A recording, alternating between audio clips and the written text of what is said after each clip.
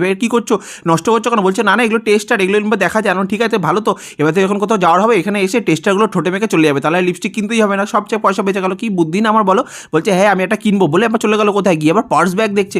আরে আর নেই পকেটে পয়সা, তার যে পার্স ব্যাগ দিয়ে কী হবে, পার্সের মধ্যে কী রাখবে, তারপর একটা নিব্বা টাইপের পার্স ব্যাগ বার করেছে। ঠিকই আছে, এটাই তোমার হাতে মানাবে। দাও কি বাজে দেখতে কালারটা, তুলিকা তো খুলে আবার দেখছে, দেখে বলছে না না এটা আমার একদম ভালো লাগছে না, রেখে দিই। বলে ঠিক আছে রেখে দিল, রেখে দিয়ে আবার সোজা কোথায় চলে গেছে, একটা করে জামা দেখছে আর এমন ট্রায়াল দিচ্ছে। আমার যে কী অবস্থা, আমি তো দাঁড়িয়েছি চুপচাপ, দেখো একটা করে ড্রেস নিয়ে চলে যাচ্ছে আর যতগুলো নিচ্ছে সব আমার ঘাড়ের মধ্যে দিয়ে দিচ্ছে। আমার অবস্থা খালি দেখো আমি কীভাবে দাঁড়িয়েছি। শপিংয়ে গেলে বউদেরকে নিয়ে এরকমই হয় বড়দের অবস্থা, আমার তো কি করুণ অবস্থা। তারপর ঢুকে গেছে ও ট্রায়াল রুমে, গিয়ে একটা ড্রেস পরে নিচ্ছে। এটা কেমন লাগছে ওকে একটু কমেন্ট করে জানিও তো সবাই মিলে। হ্যাঁ ওকে কিন্তু ভালোই লাগছিল, আর ড্রেসগুলোর দাম কিন্তু সত্যিই খুবই কম ছিল। এটা তো প্রথমটা গেল, আরেকটা দিয়েছে এটা তো ভালোই লাগছিল, এটার দামও অনেকটাই কম ছিল, মনে হয় 3999 ছিল যত সম্ভব দাম।